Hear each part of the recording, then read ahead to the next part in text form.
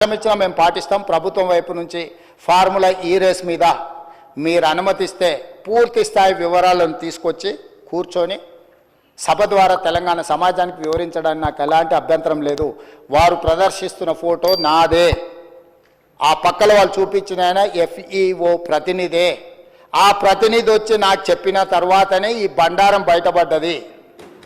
ఈ దోపిడీకి వేసిన దారి ట్రైపార్టీ అగ్రిమెంట్ నుంచి బైపార్టీ కావడం, బైపార్టీ అయిన అగ్రిమెంట్ ఎలక్షన్ కోడ్ వచ్చినా కూడా ఎవరికి చెప్పపెట్టకుండా ఒప్పందాలు లేకుంటేనే కోట్ల రూపాయలు దేశాన్ని దాటి తరలించడం, ఆ తర్వాత ఒప్పందాలు చేసుకోవడం, ఆ తర్వాత మిగతా సొమ్మును కూడా లాగడానికి వాళ్ళు ప్రయత్నం చేయడం, ఇవన్నీ వేగంగా ఒకదాని వెనకాల ఒకటి జరిగినాయి అధ్యక్ష.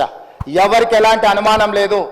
FEO ప్రతినిధులు నన్ను కలిసిండ్రు, నన్ను కలిసి వాళ్ళ భాగవతం చెప్పినాకనే నేను దాన్ని కనిపెట్టి అధికారుల నుంచి సమాచారం సేకరించి విచారణకు ఆదేశించిన, విచారణలో ఏ విధంగా ముందుకు వెళ్లాలనో కూడా మేము అందరితో చర్చించి న్యాయ నిపుణులతో చర్చించి ఒక నిర్ణయం తీసుకున్నాం.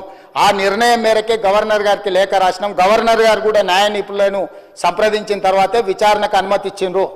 ఇచ్చిన మేము పాటిస్తాం. ప్రభుత్వం వైపు నుంచి ఫార్ములా ఈ రేస్ మీద మీరు అనుమతిస్తే పూర్తి స్థాయి వివరాలను తీసుకొచ్చి కూర్చొని సభ ద్వారా తెలంగాణ సమాజానికి వివరించడానికి నాకు ఎలాంటి అభ్యంతరం లేదు.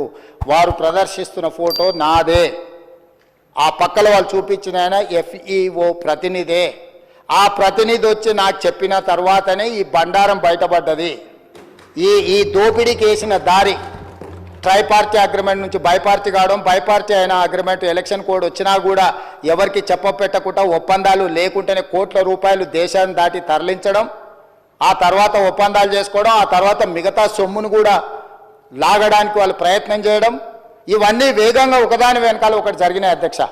ఎవరికి ఎలాంటి అనుమానం లేదు. FEO ప్రతినిధులు నన్ను కలిసిండ్రు, నన్ను కలిసి వాళ్ళ భాగవతం చెప్పినాకనే నేను దాన్ని కనిపెట్టి అధికారుల నుంచి సమాచారం సేకరించి విచారణకు ఆదేశించిన, విచారణలో ఏ విధంగా ముందుకు వెళ్లాలనో కూడా మేము అందరితో చర్చించి న్యాయ నిపుణులతో చర్చించి ఒక నిర్ణయం తీసుకున్నాం.